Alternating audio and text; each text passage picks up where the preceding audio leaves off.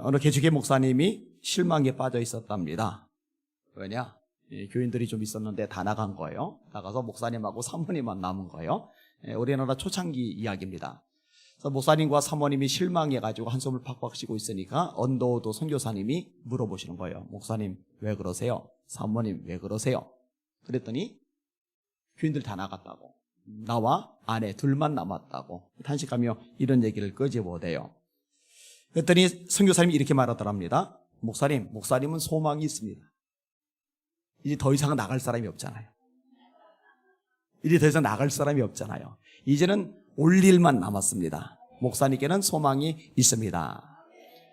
선교사님이 단순히 위로하느라고 하신 말씀이 아니라 선교사님의 사고방식 자체가 믿음의 사고방식인 거죠. 긍정의 사고방식인 거죠. 보는 눈이 다른 거예요.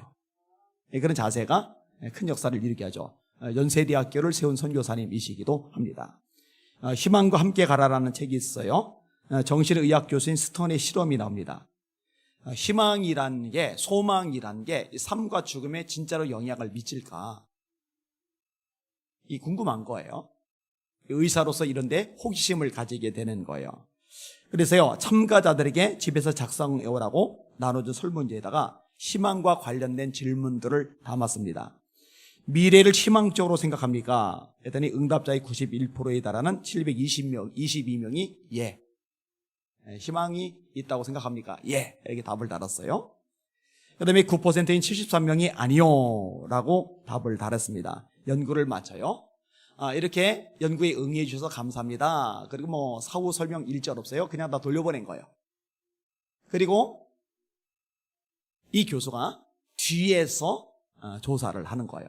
오랜 시간을 두고서 뒤에서 확인 절차를 걸치는 거예요. 두 그룹은요, 모두가 스스로 선택한 생활 방식으로 살아가기 시작을 합니다. 그리고 멀리서 관찰하다가 1999년 8월에 연구 결과를 냅니다. 그러니까 오랫동안 관찰하고 본 다음에 1999년 8월에 이 결과를 정리를 해서 통계를 냈던 거예요. 미래에 희망이 있다라고 생각했던 그룹에는 11% 정도가 사망을 했고, 미래에 희망이 없다라고 생각하고 표시를 냈던 그룹에서는 29%가 사망을 했어요. 18%가 사망률이 높은 거예요. 신기하죠? 자살자는 없었어요. 암으로 사망한 사람이 25명, 심장질환으로 사망한 사람이 25명, 그리고 이 두 질환의 사망자를 전체 대상자 대비 비율로 살펴보니까 희망 그룹에서는 20.8%, 절망 그룹에서는 7.2%, 여기는 이제 배 이상이 차이가 나는 거예요. 단순히 이제 가지고 있는 생각의 이 관점이 삶과 생명에도 영향을 미친다는 것을 연구를 통해서 밝혀낸 내용이에요. 그 내용이 이 책에 실려 있는 겁니다. 조금만 더 소개할게요. 희망 심리학이라는 책이 있어요. 저자가 이제 찰스 릭 스나이더 교수입니다. 희망, 소망이 있는 사람들은요, 이 소망을 가지지 않는 사람들에 비해서요, 대안적인 방법들을 보다 쉽게 발견할 수 있다고 합니다. 그리고요, 이 희망 수준이 높은 사람이 낙관적이고 자기 효능감도 높고 자기 존중감도 높다고 그럽니다. 그 다음에 스트레스를 만나는데 똑같은 이 비중의 스트레스를 만날 때 이 희망을 가지고 있는 사람이 스트레스에 대응하는 능력이 큰 거예요. 영향을 덜 받는 거예요. 이런 것들요, 과학적으로, 의학적으로, 조직적으로 정리를 해 나가는 거예요. 이 희망 지수가 높을수록 직장에서 성공하고 학업 성취도도 높고 그렇다라는 거죠.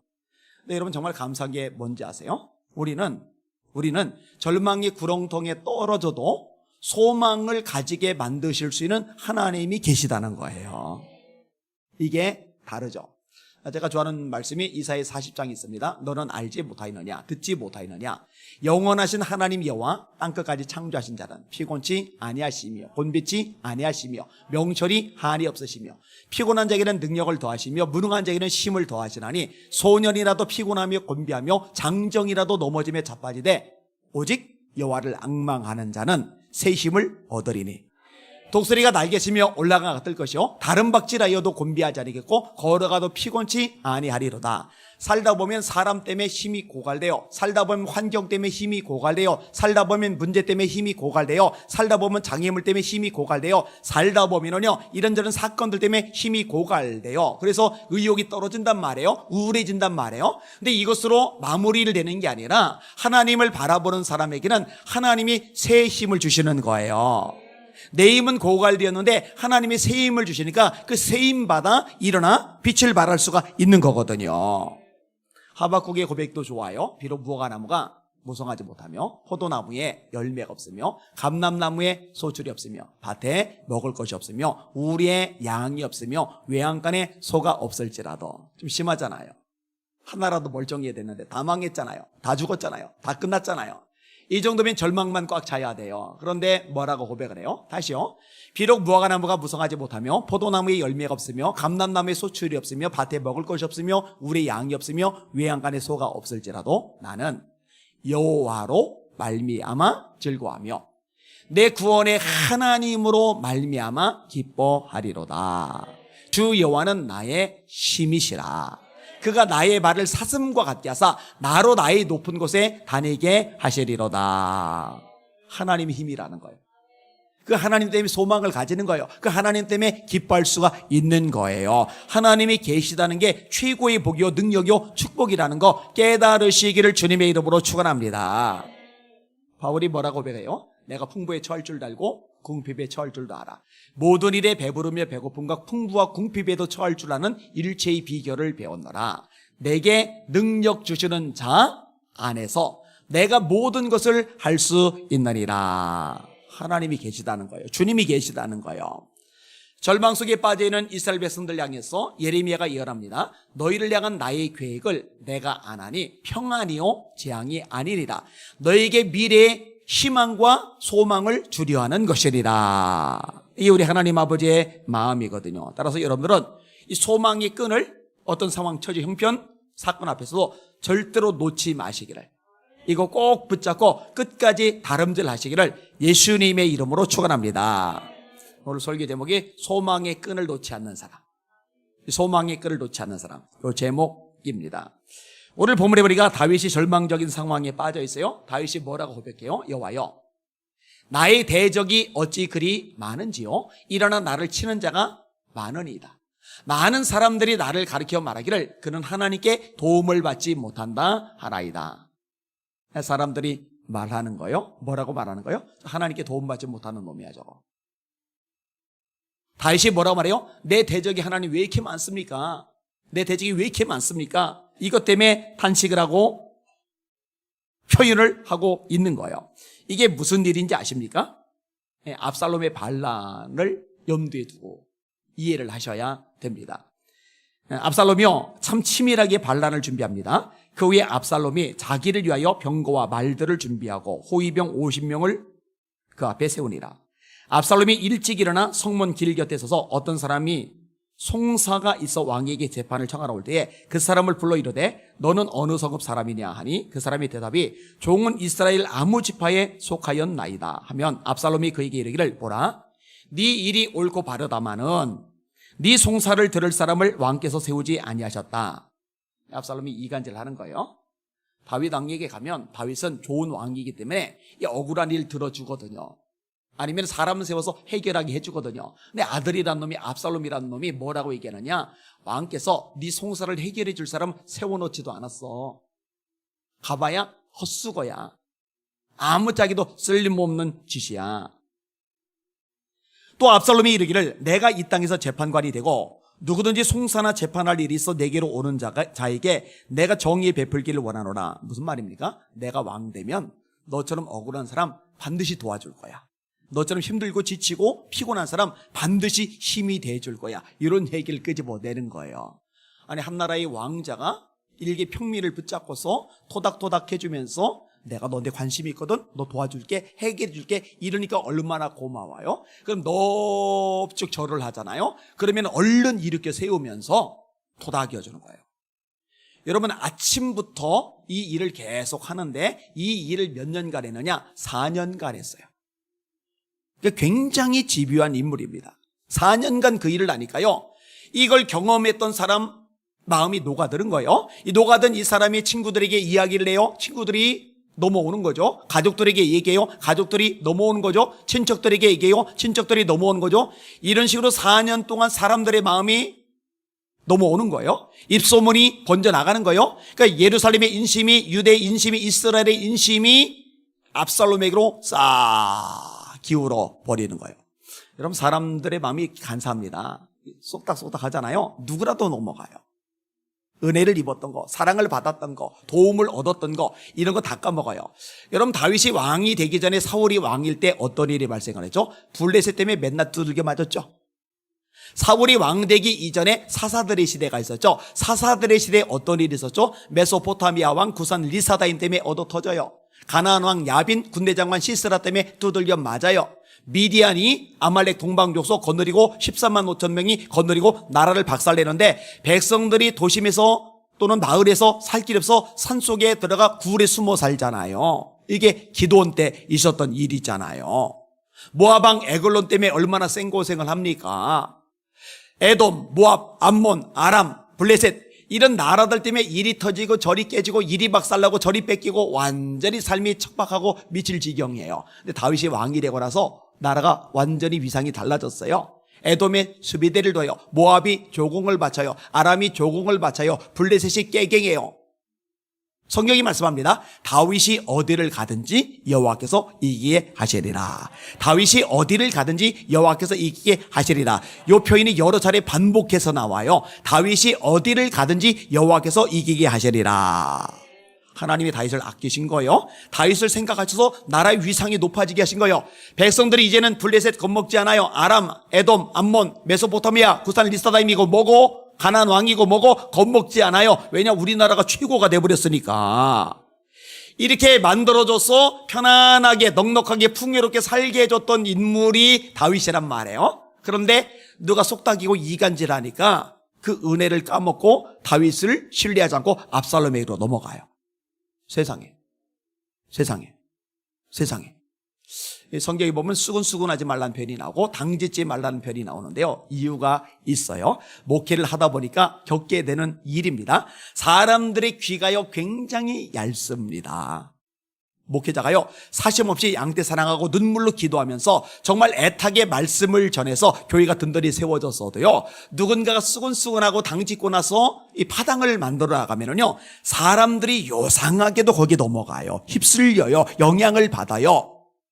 받았던 은혜, 이 받았던 사랑, 이 받았던 어떤 긍휼과 자비, 도움 같은 거에 대해서요 싹 까먹고요 들었던 이야기 하나에 올인이 돼가지고요 사람이 이상해져요.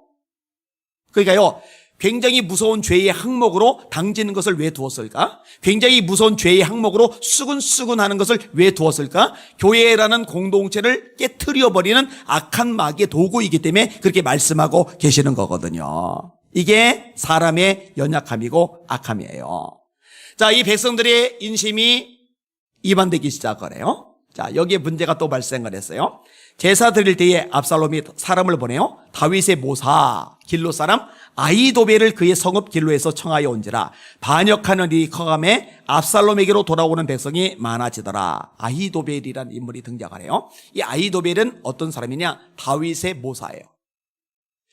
유비에게 제갈 공명이 있었다면 다윗에게는 아히도벨이 있어요. 이 아히도벨이 머리가 천재적입니다. 전략을 잘 짜내요. 그래서 아히도벨이 뭔가 이야기를 끄집어내면은 마치 하나님께서 말씀하신 것처럼 들을 정도로 위세가 대단했던 인물이 아히도벨인데, 이 아히도벨이 압살롬에게 붙어버린 거예요.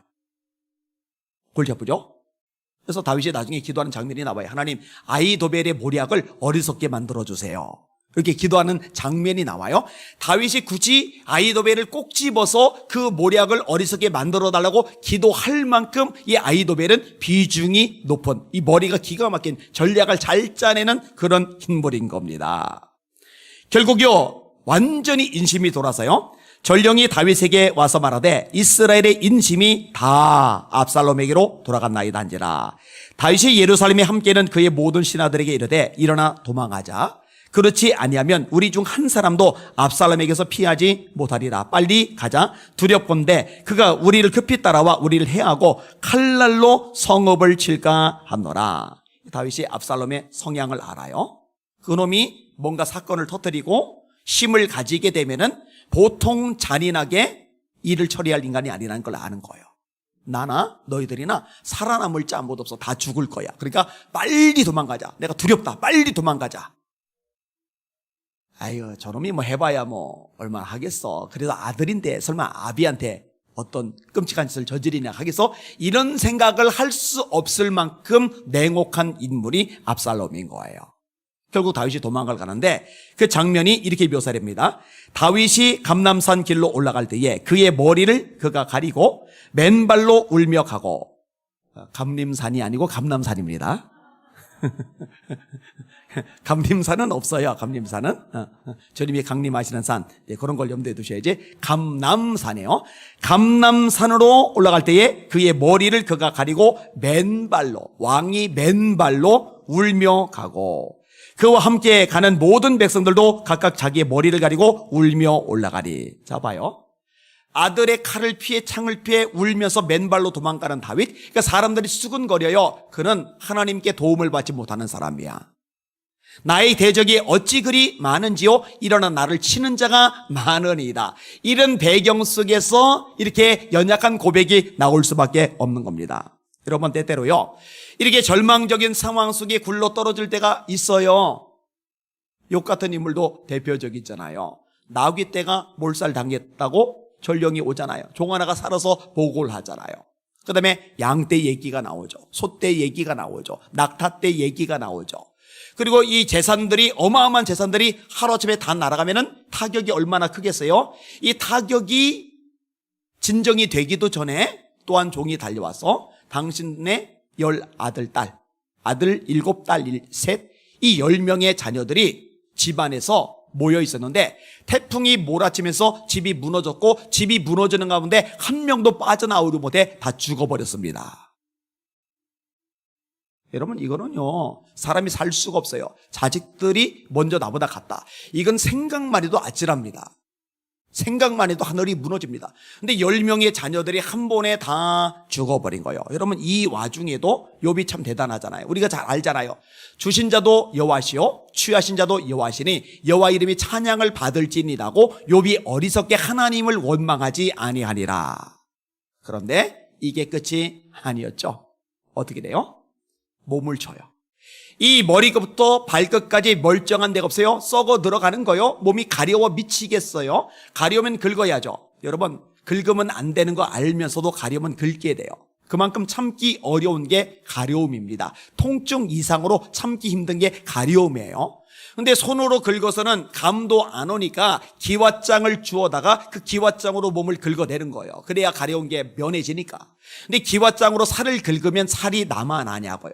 뜯겨져 나가죠. 피투성이가 내죠. 피고름이 나오죠. 그 몰골이 얼마나 흉악한지 엘리바스, 빌닷, 소발 3명의 친구가 욥을 찾아왔다가 욥의 끔찍한 모습을 보고 말도 못하고 일주일 동안 울고만 있었잖아요. 울다가 가슴은 좋을 텐데 이 3명이 이제 욥을 공박하기 시작해요. 네가 당하는 이 고통은 네 죄값에 비하면 가벼워. 너는 더 당해야 돼. 해서는 안 될 끔찍한 소리를 내요. 이것이요 길게 이어집니다. 여러분, 욥기에 가장 많은 분량이 이 3 친구가 욥을 공격하는 내용들이에요. 돌아가면서 욥을 공격해요. 기운도 없고 아파 죽겠고 가려워 죽겠고 삶에 이제 낙이라고는 소망이라고는 미래라고는 손톱만큼도 보이지 않는 인간 하나 앉혀놓고 셋이서 계속 화살을 쏘아대는 거예요. 그냥 돌멩이를 집어 던져버리는 거예요. 아내도 없잖아요. 아내는 진즉 하나님을 저주하고 죽어버려라. 그대의 말이 어리석은 여자 중 한 사람의 말과 같도다. 그러니까 나가버렸잖아요. 이 불쌍한 욥을 그렇게 공격하는 모습이 길게 이어져요. 읽다가 질릴 정도로 이어져 버려요. 이건 완전히 밑바닥이죠. 밑바닥. 참 끔찍스러워요. 여러분, 제가 볼 때요 지금의 한국 교회가 이런 밑바닥이 아닌가 이 생각이 들어요. 여러분, 예재연이라고 있죠.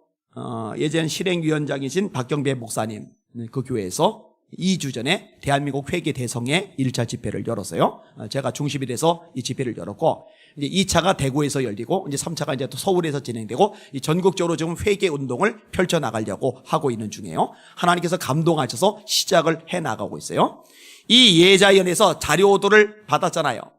이 자료들 통계를 보니까요, 1만 교회 정도가 문을 닫았어요. 코로나19 기간에. 끔찍하죠? 교회는 한 150만 명 정도가 줄었다고 통계적으로 나왔어요. 와, 장난 아니죠? 여러분, 예배를 드리러 오라고 하는데 이제는요, 오라고 해도 안 와요, 교인들이. 이 유튜브, 이게 익숙해져 버린 거예요. 이게 편한 거예요. 근데 닦아놓고 얘기해서 유튜브로 예배를 드리면 예배가 제대로 됩니까? 제대로 됩니까? 유튜브로 예배 드리다 말고 누가 집에 들어오면은요, 만나는 거예요. 유튜브 하다가 전화하면 전화 받는 거예요. 유튜브로 예배 드리다가 목이 마르면 물 마시러 가는 거예요. 유튜브로 예배 드리다가 오줌 마르면 화장실 가는 거예요. 누가 말 걸면 대꾸해 주는 거예요. 카톡 오면 답장 보내 주는 거예요. 그게 예배입니까?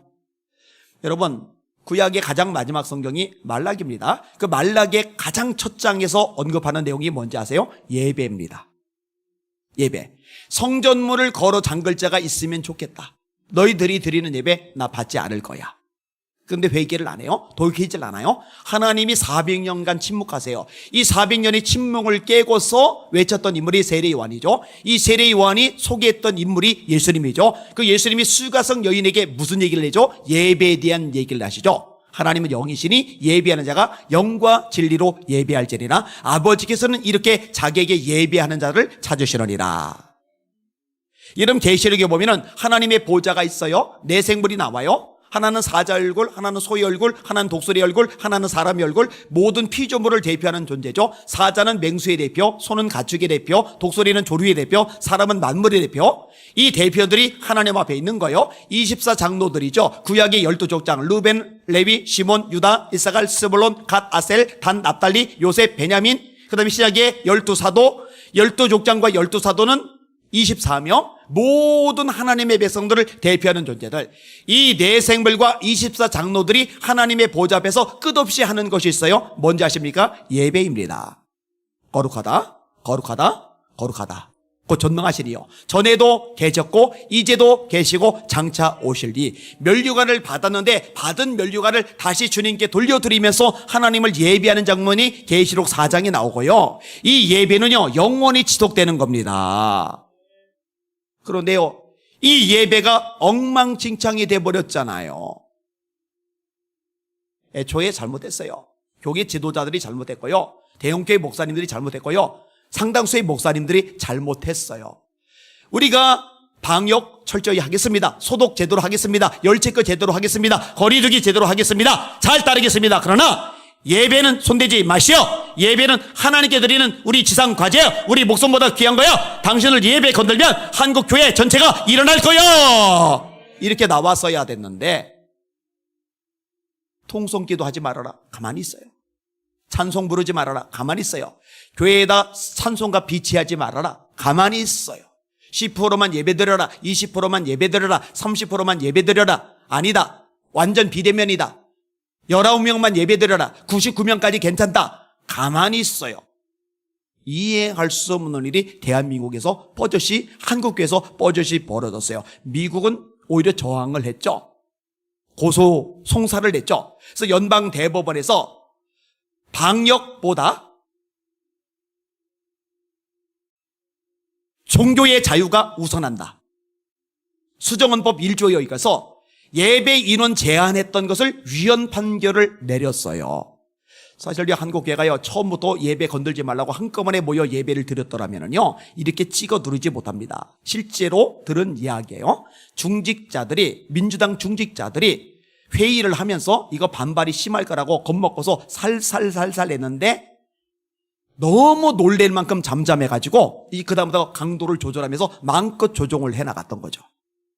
여러분, 그 결과가 만교에 문 닫는 거예요. 그 결과가 150명의 교인이 빠져나간 거예요. 그럼 나머지 교인들은 열정이 뜨겁냐? 아니요. 엉망진창이 된 사람 많고 다음 세대 교회학교 학생의 청년이 지금 다 박살났어요.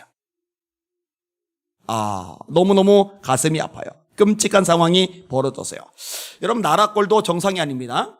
저는 이 화요일 밤에 여기 나와서 기도한 여러분들 정말 귀하다고 생각해요. 하나님이 너무너무 기뻐하실 거라고 믿습니다. 얼마나 값이 있는 일을 하고 있습니까? 제가 자주 이야기를 끄집어내요. 우리 교인들은 이제 귀가 닳도록 이야기를 들었어요. 주민자치기본법 아셔요? 아시는 분 손 들어보세요.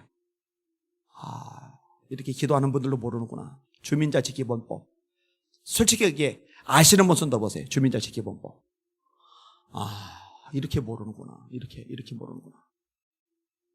지금 동사무소들마다 플래카드 붙여서 주민자치위원 모집합니다. 현수막이 여기저기 다 붙었어요. 이 주민자치기본법이 뭐냐? 주민자치총회가 있어요. 주민자치위원회가 있어요. 이 주민자치총회에서 모든 걸 결정할 수 있는 권한을 주는 거예요. 동, 면, 리 이런 각 지역마다 다 주는 거예요. 얼마나 권한이 막강하냐 하면은요, 누구에 대해서 개인정보 내놓으라면 내놓게 돼 있어요, 법률에.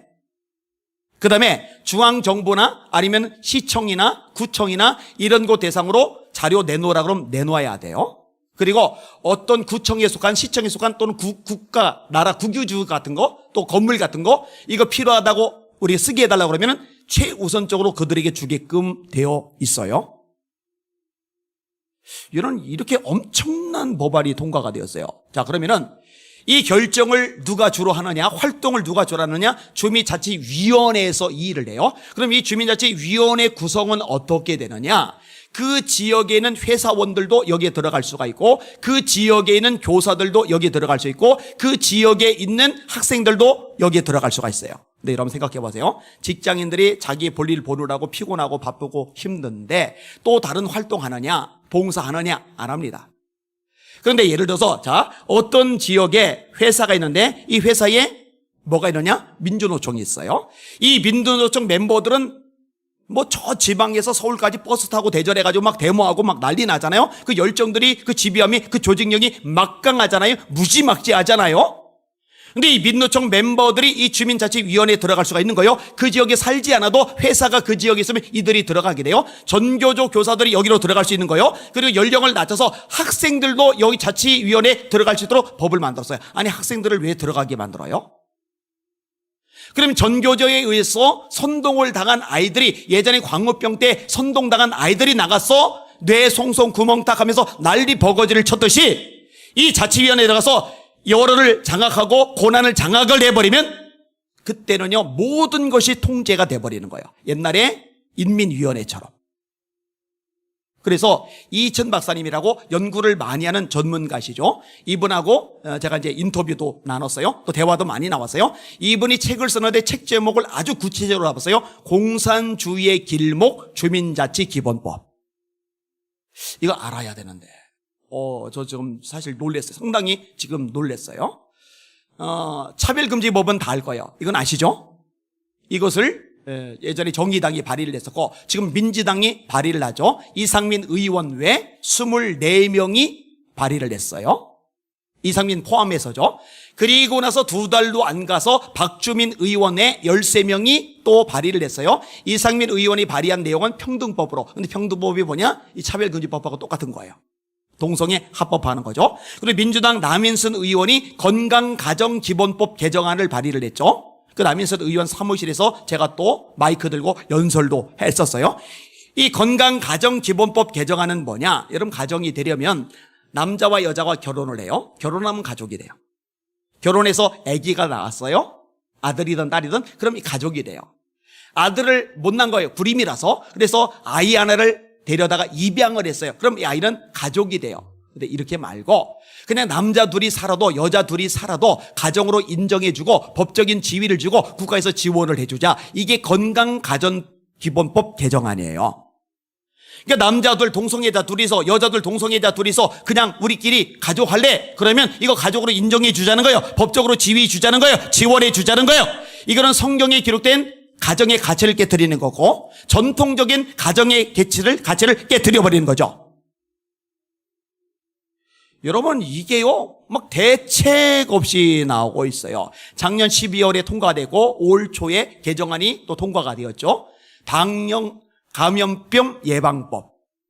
감염병 예방법. 이 코로나19 방역을 이거 법제화하는데요. 이 타겟이 뭐냐? 교회거든요. 그래서 제가 작년에 이거는 교회 폐쇄법입니다. 그래서 알렸더니 난리가 났어요. 제 유튜브가 폭탄을 받았어요. 안희환 TV. 제 아내가요, 시무룩해 있는 저를 보더니 왜 그러냐고. 이 공격이 너무 많이 오니까 좌표 찍혀서 댓글이 달리니까 뭐 1000개, 2000개 달리는 게 아니에요. 여러분, 인터넷 댓글로 요거도 먹죠. 이거 타격받아요. 연예인들이 그거 자살합니다. 생각보다 이게 타격이 커요. 이게 막 어마하게 막 달리니까 욕설이요, 공격이요. 제가 너무 힘들어 하니까 아내가, 목사님, 나한테 싹 맡기세요. 내가 다 해결해 줄게요. 그러더니 하루 동안 본인이 이 아주 심하게 쓴 댓글들을 삭제 하더니 하루 그러더니 다음날부터 아내가 시름시름 죽어가요. 그러더니 딱 손을 떼고 악몽 막 꾸고 막 스트레스 받고 막 힘들어하고, 그다음부터 아내가 어떤 현상 벌어지느냐, 그렇게 공격하는 댓글이 없는 제 유튜브 영상조차도 못 들어가 봐요. 겁이 나서 가슴이 콩닥거려서. 이거 결국 통과됐잖아요. 그리고 실제로 교회들이 다 타격을 받았어요. 여러분, 에스라 교회 40일간 중단됐죠? 거기요 확진자도 안 나왔는데 그래요. 저 광주 안디옥 교회 한 달간 정지 먹었죠? 코로나 확진자 나왔다고. 홈플러스, 이마트, 코스트코, 롯데마트, 백화점들 확진자 나와도요 하루 문 닫고 다음날 문 열어요. 100% 그래요. 교회에만 무조건 14주 강제 폐쇄입니다. 이게 정당합니까?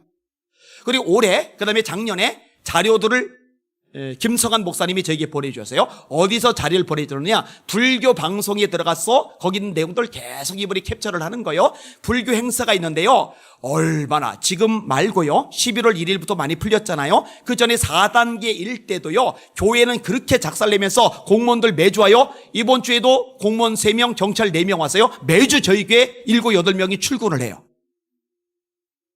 요즘 들어서 이제 뜸해져서 격주가 됐는데, 격주로 어쨌든 지금도 계속 오고 있어요. 근데 이 절에는요 빽빽하게 사람들 바글바글 모였는데 단속을 안 해요. 폐쇄 명령 안 내려요. 거기 이낙연 같은 사람 가서 축사하고 이 내용들, 영상 캡처한 내용들을 저한테 다 보내왔더라고요.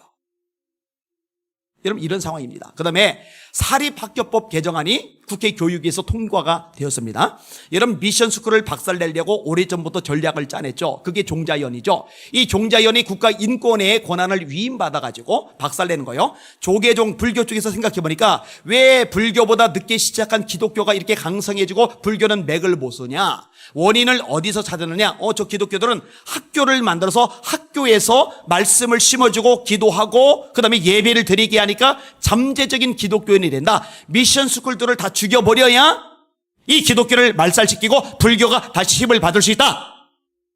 그래서요 이 종자연을 불교 중심으로 만들었는데 국가인권위원회 권력기관에게 권한을 위임받아서 기독교 학교들 예배, 성경 공부, 기도 다 중지시켰어요. 요거 꽤 됐어요. 근데 이것만으로 만족이 안 되는 거예요. 더 박살내기 원하는 거예요. 사립학교법 개정안은 뭐냐, 여러분, 기독교 학교는요 기독교 세례 받은 사람들을 교사로 임명을 해요. 왜냐면 기독교 학교니까. 근데 이 사립학교법 개정안은 어떻게 이 교사를 임명하느냐, 교육감이 권한을 가지게 돼요. 그럼 이 교육감이 교회에 대해서 반감을 가진 또는 악의적인 자세를 가진 이런 교육감이라면 어떤 짓을 저지르게 되느냐. 자, 예를 들어서 신천지, 골수 신천지를 기독교 학교에 교사로 임명을 해버리는 거예요. 그러면 이거를 속아낼 방법이 없어요. 법이 통과됐기 때문에. 그럼 신천지 교사가 와서 기독학교에 와서 이단 내용을 마음대로 가르칠 수가 있는 거예요. 근데 쫓아낼 길이 없어져 버리는 거예요. 지금 이런 현상이 나왔어요. 서울기독대학교가 지금 발칵 뒤집혔어요. 거기 신학대학입니다. 제가 좀 도와주느라고 애를 좀 쓰고 있는데 거기 손원영 교수라고 있어요. 이 손원영 교수가 문제가 굉장히 심각합니다. 신학교 교수인데 무슨 짓을 하느냐, 교인들이라고 데리고서 절에 가서 템플 스테이를 해요. 그리고 페이스북에 올려요. 어느 절 템플 스테이 하기 참 좋다, 가라. 이 사람이 뭐라고 이러냐, 예수는 육바라밀을 실천한 보살이었다. 여러분, 예수님이 보살이에요? 여러분, 예수님이 보살이에요? 여러분, 예수님을 보살이라고 하면 이건 사이비죠? 이거는 이단이죠? 불교 불상 제작을 위해서 기독교인들에게 모금 운동을 펼쳤던 사람이 이 손원용 교수예요. 이 사람 재판 걸었거든요. 근데 판사가 어떻게 판결을 내렸는지 아세요? 여러분, 기독교 학교에서 예수님을 보살이라고 가르치면은 이건 당연히 잘라야죠. 기독교 학교 신학대학교 교수가 불상 모금을 벌이면은 이거 당연히 잘라야죠. 그래서 총장님, 이강평 총장님이 잘라냈더니 법원에서 어떤 판결되려느냐? 복귀시켜라. 복귀 안 시켰더니 복귀 안 시키는 날별로 따져서 날별로 벌금이 때려져요.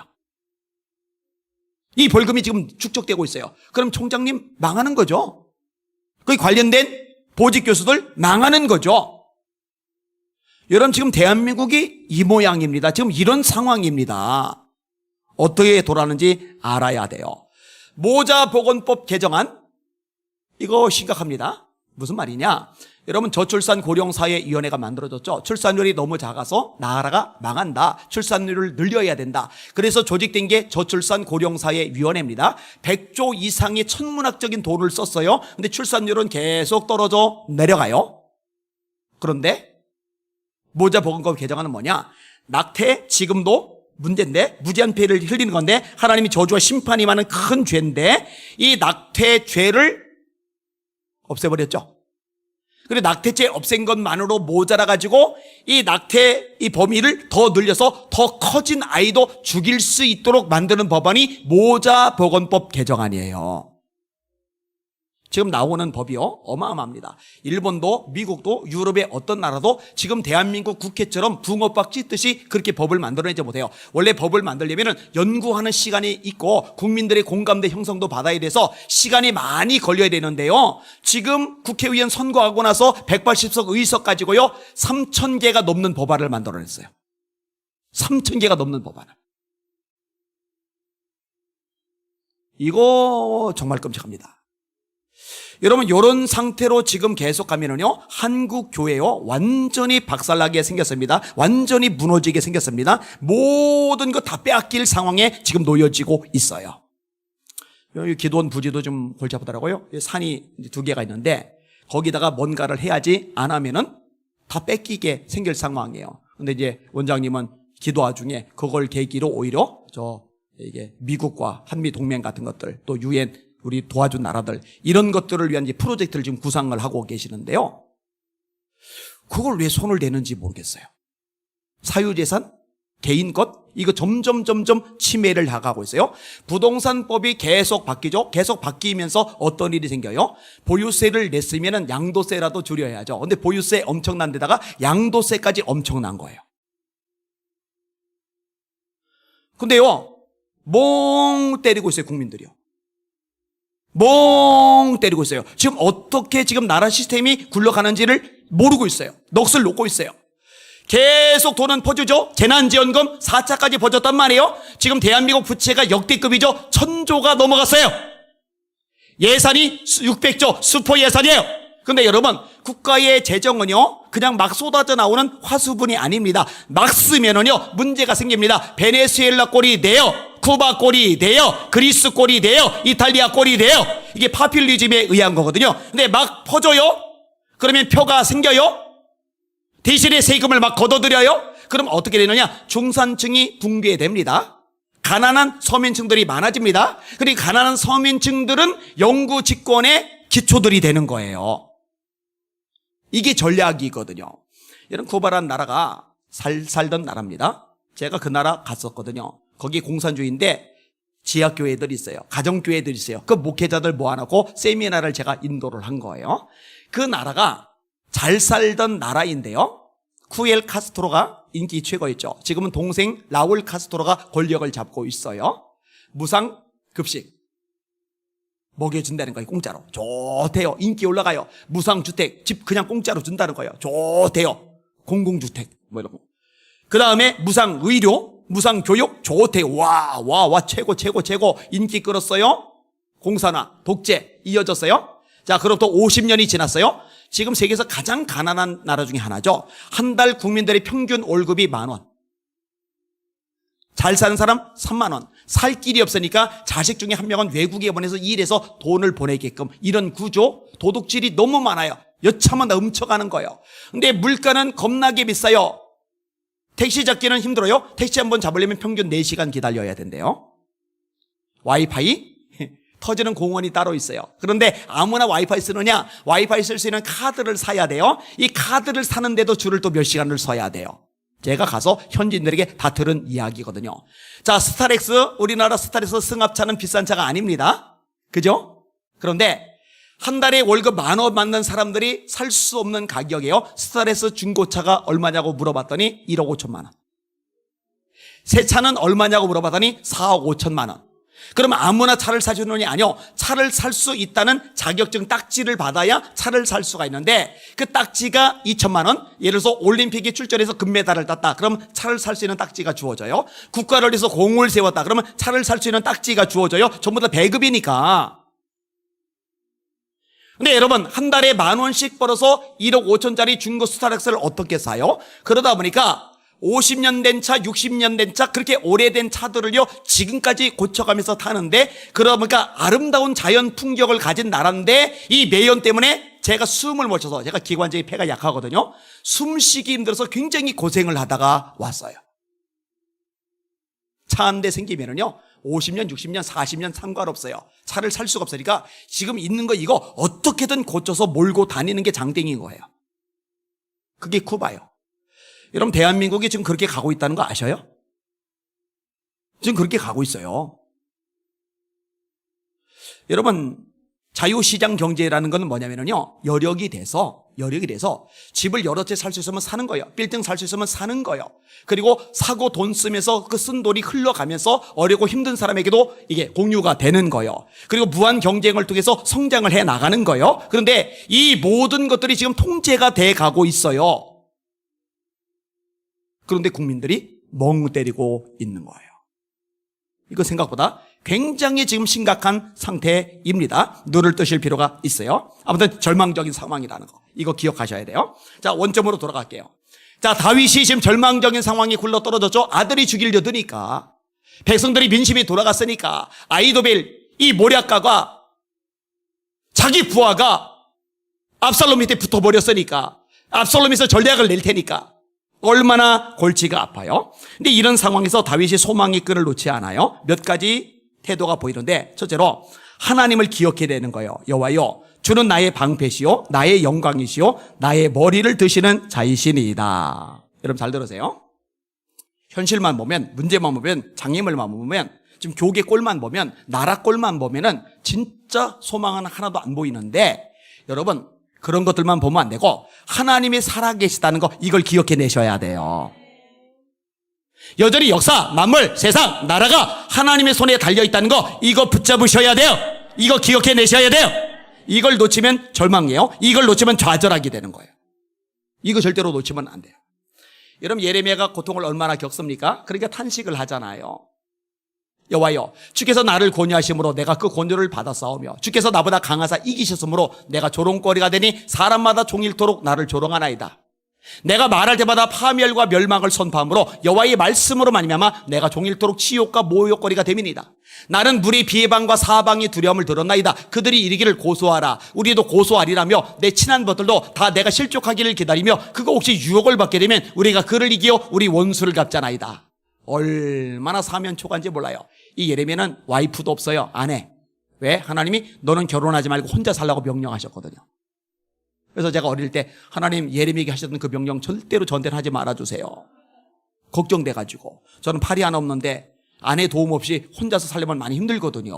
그래서 그 기도했던 기억이 있어요. 또 하나, 하나님 호세아에게 음란한 여자 아내로 맞으랬는데 저는 그런 여자 감당 못하니까 하나님 그런 명령 내려주지 마세요. 그러니까 예레미야, 호세아 그 두 사람에게 내리셨던 명령이 저에게는 경계 대상이었어요. 그래서 청년 때 그 기도했던 기억이 나요.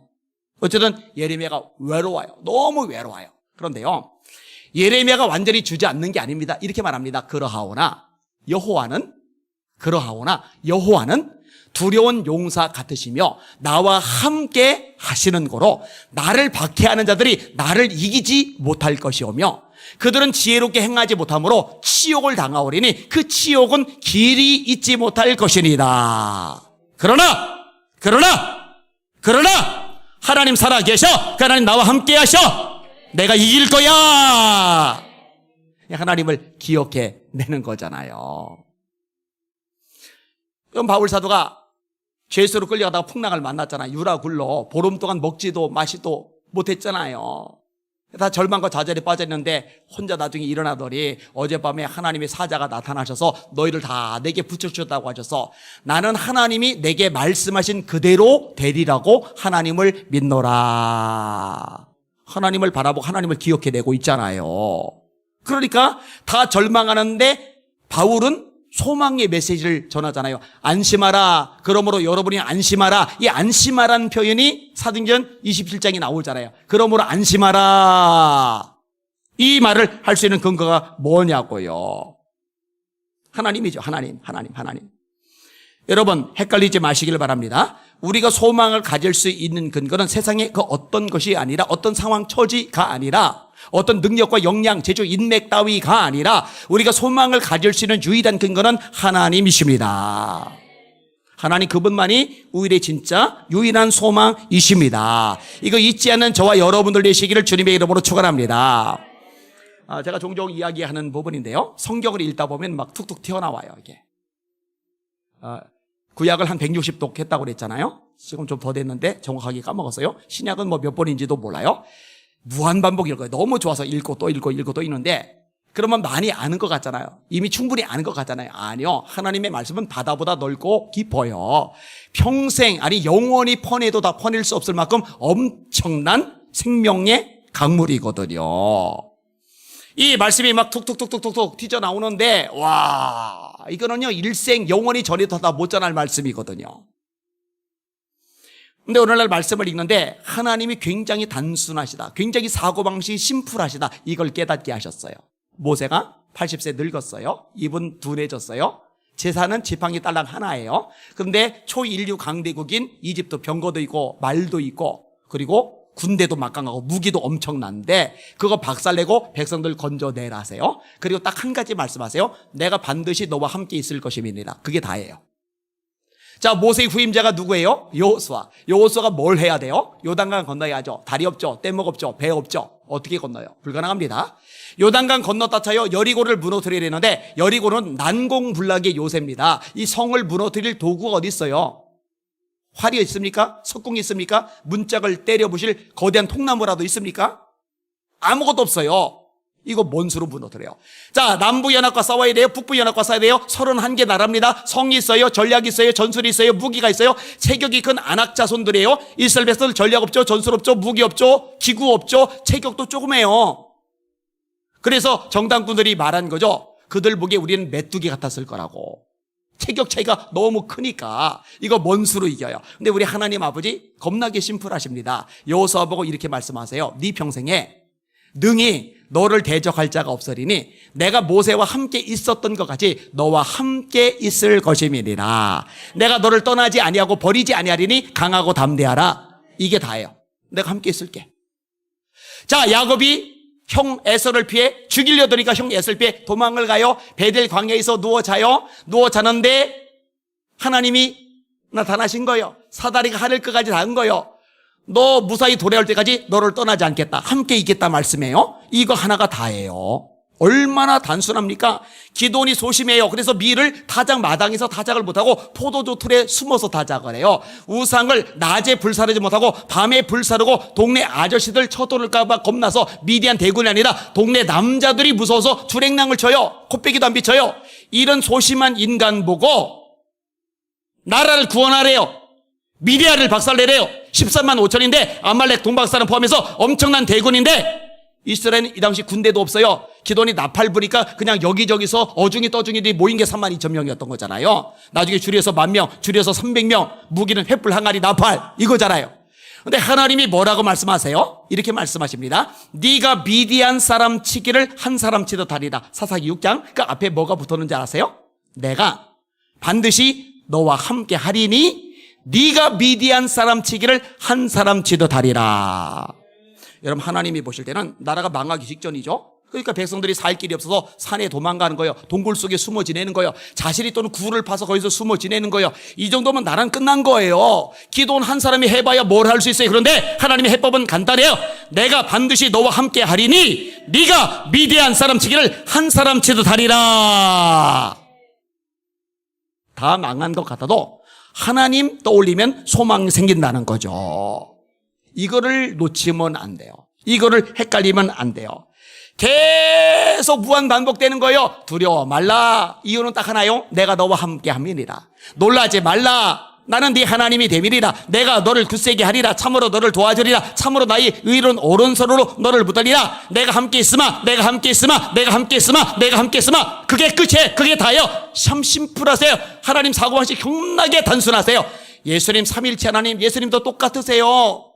갈릴리 촌놈들 제자로 불러놓고 해외까지 가서 증인되래요. 땅 끝까지. 외국어도 못하는데, 학력 수준 떨어지는데 되는 얘기를 하셔야지. 모든 족속으로 제자를 삼아, 모든 족속, 아버지와 아들과 성령의 이름으로 세례를 주고 내가 너에게 분부한 모든 것을 가르쳐 지키게 하라. 해법은 딱 하나예요. 볼지어다 내가 세상 끝날까지 너희와 항상 함께 있으리라. 잘 들으세요. 여러분, 해결책은 하나예요. 하나님이 함께 하시는 거. 요게 핵심입니다. 요 하나님을 기억해내지 못하면은요, 끝나는 거예요. 진짜 주자는 거예요. 정말 맥이 빠져버는 거예요. 소망의 근거는 하나님이시다. 그 하나님이 함께 하시는 것이다. 이거 꽉 붙잡으시기를 주님의 이름으로 축원합니다. 자, 그 다음에 다윗이 뭘 하느냐? 하나님을 기억해내고 그 하나님께 울부짖으면서 회개를 해요. 내가 나의 목소리로 여호와께 부르짖으니 그의 성산에서 응답하시는도다. 이런 식으로 해서 7절도 그렇고 8절도 그렇고 그래요. 여러분, 다윗이 겪는 고난은 왜 겪었느냐? 죄 때문이거든요. 바세바와의 간음죄, 이 간음죄를 은폐하기 위한 살인죄, 그 다음에 거짓을 계속 행하죠. 이 거짓죄, 이것 때문에 나단 선지자에게 책망을 받죠. 당신의 집에서 피가 끊이지 않을 거요. 이거 얘기 듣고 나서 다윗이 이것 봐라, 건방지겠으리 왕인 나한테 선지자 따위가 함부로 그딴 말을 해? 이런 가둬, 이런 처형시켜, 이렇게 안 해요. 그냥 주저앉아 버려요. 그러면서 회개했던 내용이 시편 51편에 나와요. 얼마나 애걸복걸 하는지 몰라요. 성실을 내게서 거두지 말아주세요. 부터 시작해가지고요, 하나님 앞에 울부짖는 모습이 나와요. 오늘 본문도 마찬가지이고요. 여러분, 제가 볼 때요, 지금 세상에서, 정치 권력에서, 문화에서 이 교회를 이렇게 찍어 누르고 압박하는 거, 이거 맞서 싸워야죠. 저도 이 맞서 싸우는 것의 중심에 있어요. 제가 다방면에서 지금 활동하며 싸워나가고 있어요. 법정 소송도 지금 이것저것 막 엉켜져 있어요. 예전에도 이보다 훨씬 젊을 때도 6차례 소송을 또 진행을 했었는데 지금도 막 이것저것 막 엉켜져 있어요. 자, 그런데요, 그거는 그거대로 하면서 해야 될 일이 뭐냐? 한국 교회의 죄에 대해서 뼈저리게, 뼛속 깊이 회개하는 회개 운동이 지금 일어나야 됩니다. 하나님이 도우셔야 돼요. 그런데요, 성경이 말씀합니다. 여호와의 손이 짧아서 구원하지 못하심이 아니요, 귀가 둔하여 듣지 못하심이 아니라 너희 죄가 너희와 하나님 사이를 갈라놓았고 너희 죄가 그 얼굴을 가리워서 너희로 듣지 않으시게 함이니라. 내 이름으로 일컫는 내 백성이 그들의 악한 길에서 떠나, 이게 회개예요. 후회는 내가 잘못된 걸 알아요. 후회는 가슴 아파해요. 그런데 돌이키질 않아요. 그냥 후회만 하는 거예요. 그 후회, 회개는 방향의 전환이에요. 악한 길에서 떠나는 거예요.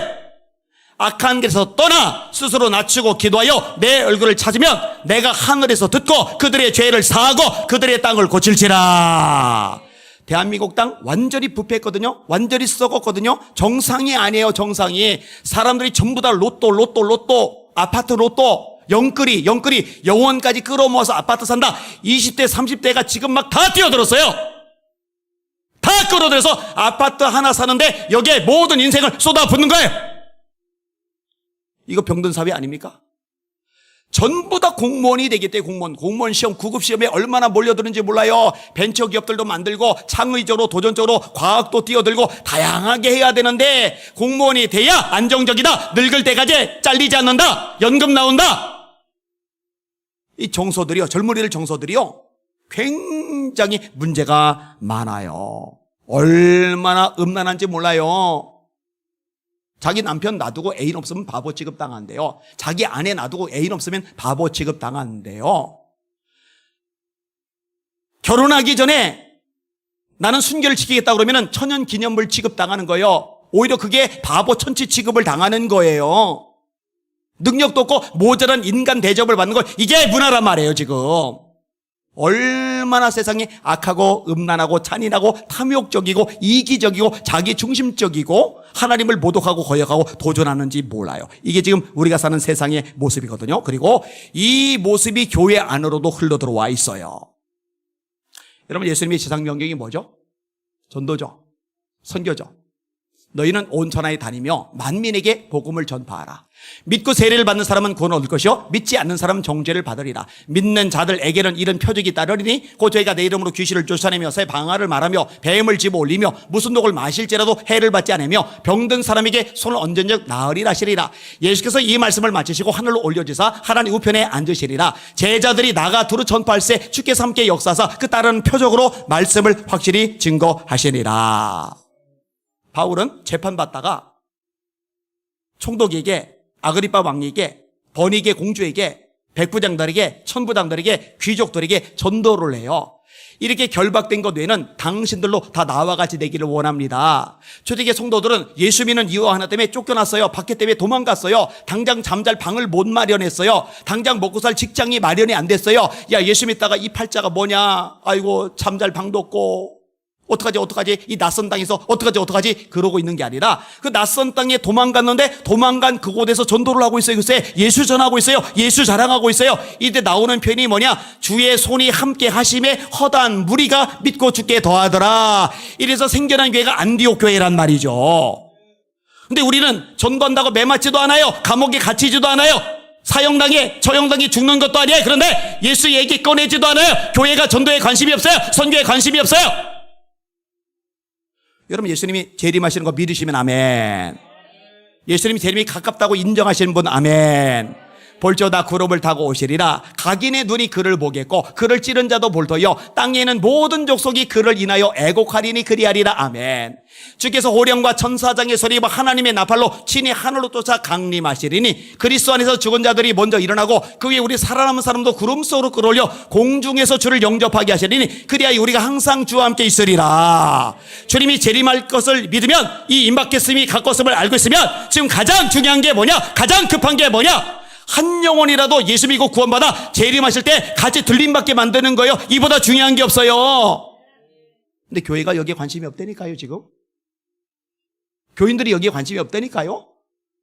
목회자들이 여기에 관심이 별로 없다니까요. 예수님 재림하면 다 두고 가야 되는데 다 두고 가야 될 것들에 투자하느라고 교회들이요. 좋아요, 교육관까지 필요해요. 좋아요, 선교관까지 필요해요. 근데 뭘 굳이 이 부동산 저 부동산 막 천지사방 그 돈으로 선교하는데 쏟아부으면 얼마나 의미가 있을까? 주님 재림이 가깝다고 정말 믿으면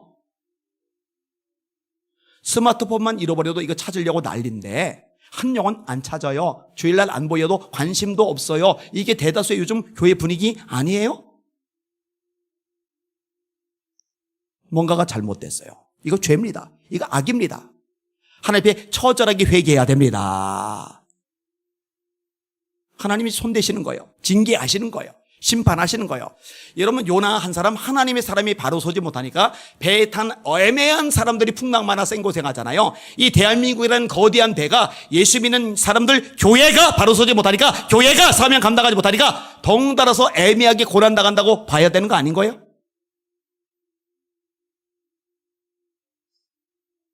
정신을 바짝 차릴 필요가 있습니다. 눈을 바로 뜰 이유가 있습니다. 6.25를 기억할까요? 1950년 6월 25일 날 김일성이 소련의 등을 엎고서 쳐들어왔죠. 새벽에 쳐들어왔죠. 4시에 쳐들어왔어요. 4시 40분 정확하게. 북한군 7개 보병사단, 1개 기갑사단, 특수독립연대 등 총병력 11만 1천 명. 어마어마하게 엄청난 대군은 아니에요. 11만 1천 명. 소련제 T-34 탱크, 넘어서 기습을 해요. 이때 대한민국 전방 초소는 어떻게 되느냐? 비상경계령이 이미 해제가 되었어요. 절반에 가까운 병사들이 휴가, 외출, 외박을 나갔어요. 그러니까 금방 점령당하는 거예요. 자, 침략한 6월 25일 11시에 포천이 점령돼요. 그날 당일날 점령당한 거예요. 그 다음에 다음날 26일 오후 1시에 의정부가 점령당합니다. 3일 만에 28일에 서울이 함락돼요. 이 말이 돼요? 3일 만에 서울까지 점령당했어요. 말이 안 돼, 말이. 자, 김일성이 여기서 더 진격을 안 하고 기다려요. 왜? 이 남한에서 폭동이 일어나길 기다린 거예요. 근데 3일간 폭동이 일어나지 않으니까 다시 진격을 해요. 그래서 7월 4일에 안양 점령, 6일에 안성 평택 점령, 20일에 대전 점령, 25일에 김천 영동 점령. 경상도까지 내려오는데 한 달이 안 걸려요. 6월 25일에 침략해서 7월 25일에 김천까지 점령을 해버렸으니까. 8월 31일에 온양, 예산, 장항, 군산, 광주, 목포, 순천 점령. 그 다음에 진주로 진격. 이제 남은 건 뭐예요? 부산. 이러면 나라 끝난 거죠. 망한 거죠. 이러면 살 길 없어요. 이때 여기가 지금 부산 가깝잖아요. 부산 초량교회하고 부산 중앙교회하고 이 두 교회에서 피난민들이 모여서 목사님들 중심으로 기도회가 열려요. 이 초량교회에서는 회개 집회가 열리고 여기 중앙교회에서는 구국 집회가 열려요. 그런데 구국 집회가 말이 구국 집회지 여기에 성령께서 임하시니까 이 구국 집회가 회개 집회로 바뀌어버려요. 이 두 곳에서 그렇게 수천 명, 수만 명이 모인 게 아니에요. 몇백 명이 모여서 하나님 용서하여 주시옵소서. 가장 크게 위기했던 게 뭐냐? 신사참배의 죄예요.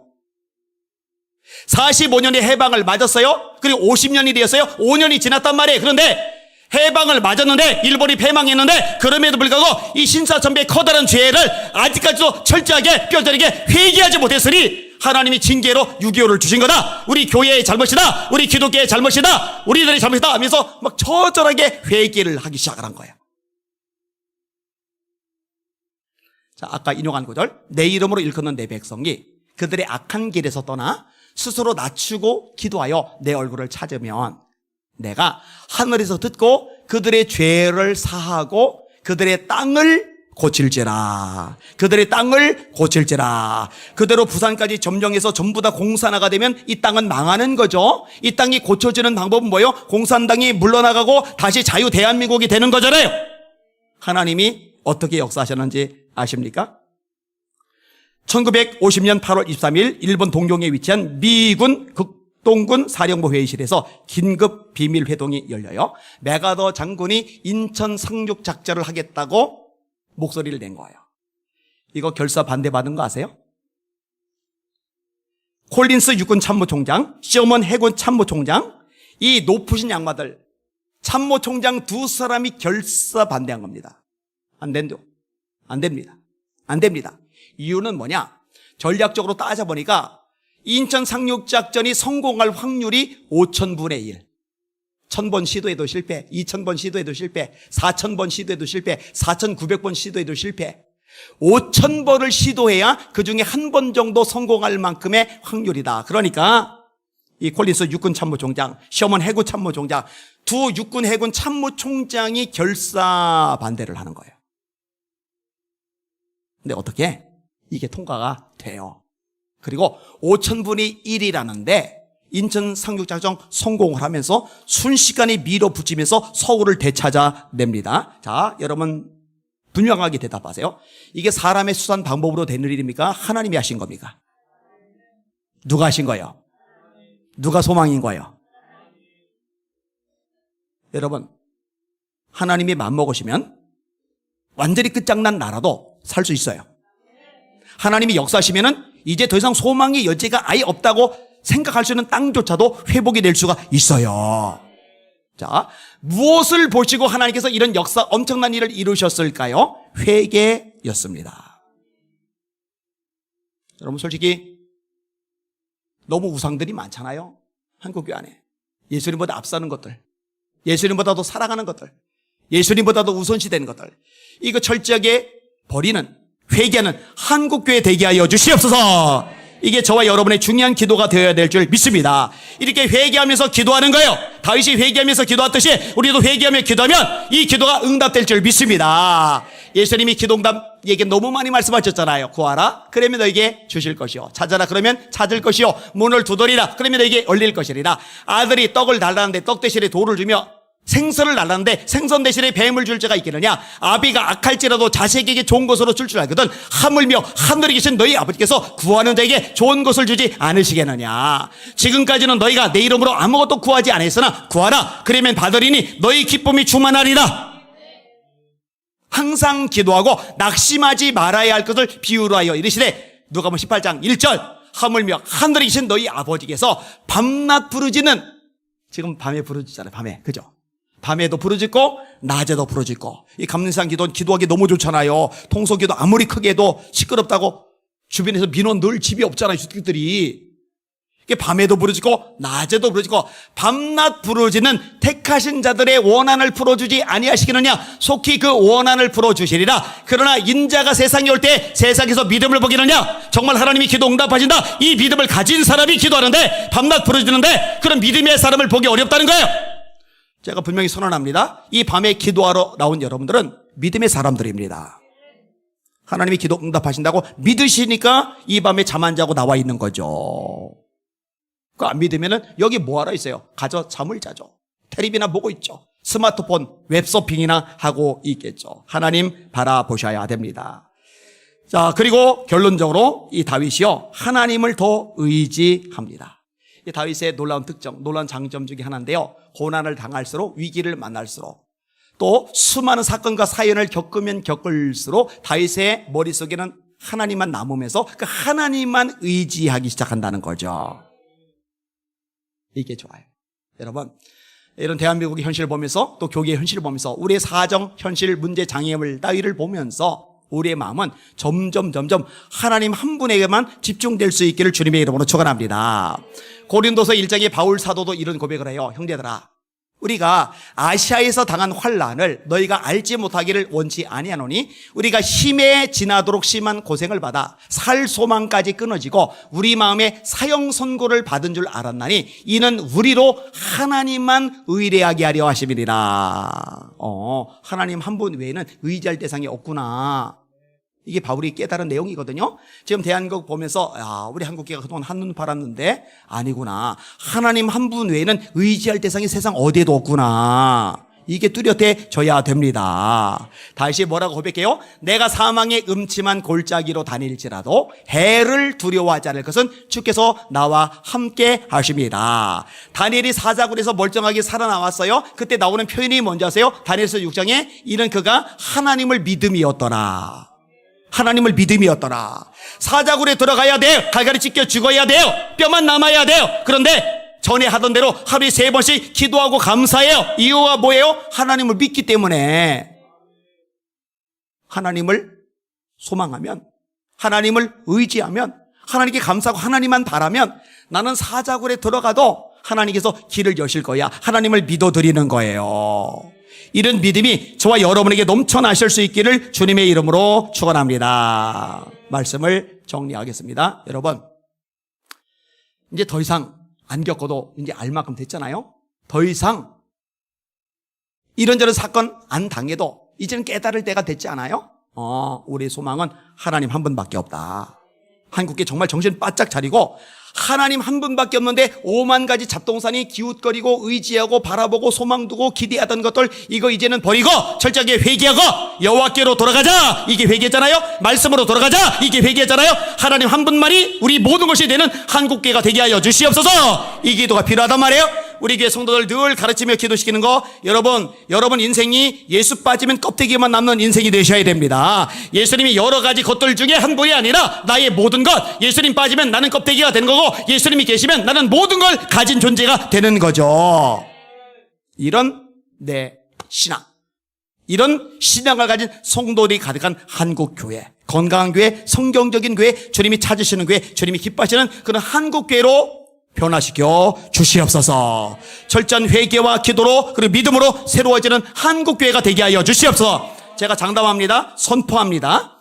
한국교회가 하나님 앞에 바로 서서 하나님께서 오케이 하시면 대한민국 살아납니다. 대한민국 회복됩니다. 하나님 이 땅 고쳐주십니다. 하나님은 그럴 능력 가지고 계십니다. 하나님 전능자 엘샤다이이십니다. 할렐루야.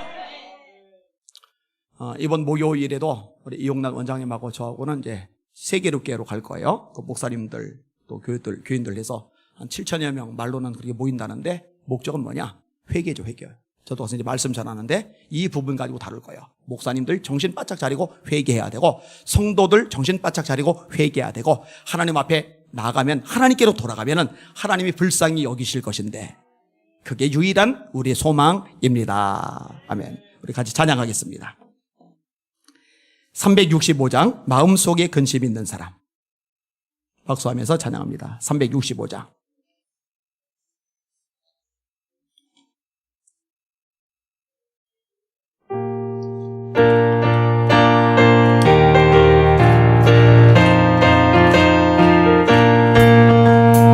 마음속에 근심 있는 사람 주 예수 앞에 아뢰오라. 슬픈 마음 있을 때라도 주 예수께 아뢰라. 주 예수 앞에 아뢰오라. 주 우리의 친구니 무엇이나 근심하지 말고 주 예수께 아뢰라.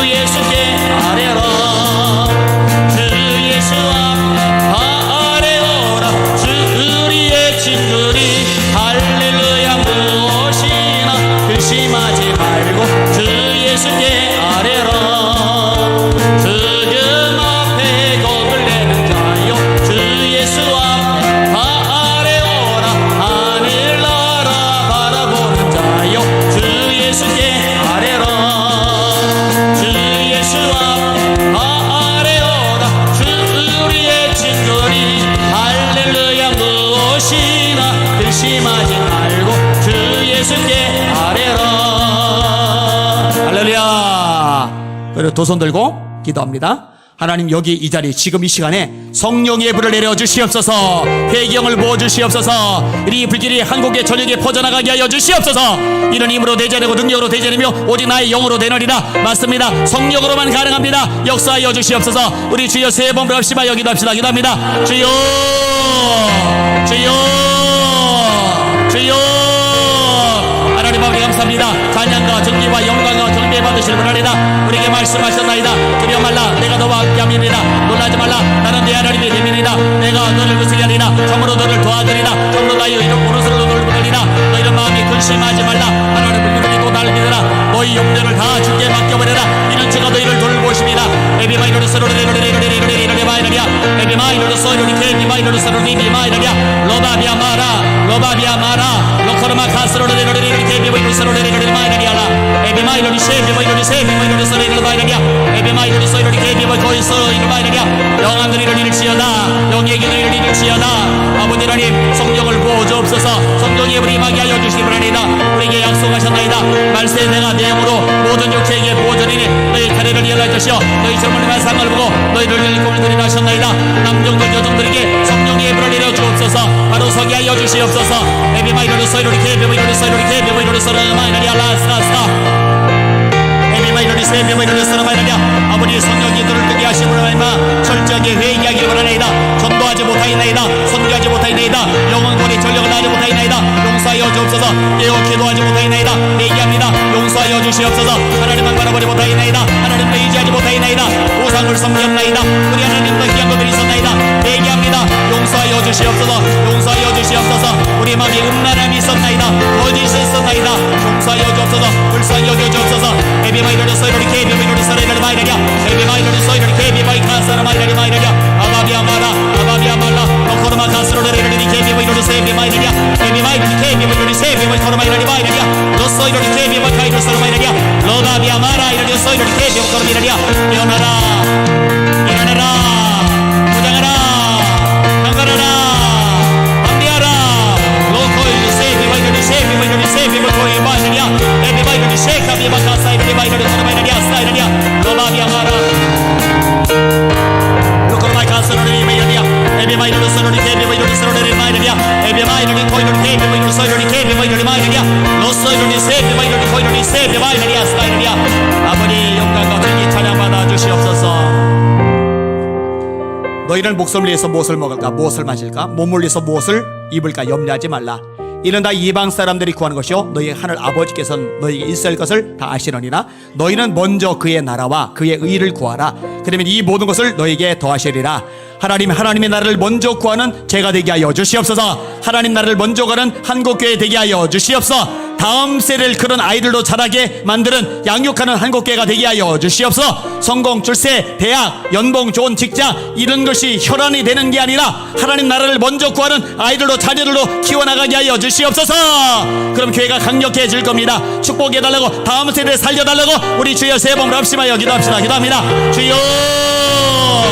주여 주여 아버지 하나님이여 우선소리가 잘못되었나이다 먼저 구할 것 나중에 구할 것 이게 지경적 어려나이다 너희는 먼저 그의 나라와 그의 일을 구하라셨나이다 주여 그러지 못하고 회개하오니 용서하여 주시옵소서 너희가 그리스도 함께 다시 살리심을 받았으면 위의 것을 찾아라 너희는 그리스도께서 하나님 우편에 앉아주시리라 위의 것을 생각하고 땅의 것을 생각하지 말라 맞습니다 땅의 것 생각하지 말라 하셨나이다 땅의 것 생각하지 말고 위의 것을 생각하라 하셨나이다 그런데 내 땅의 것만 생각합니다 목회자들도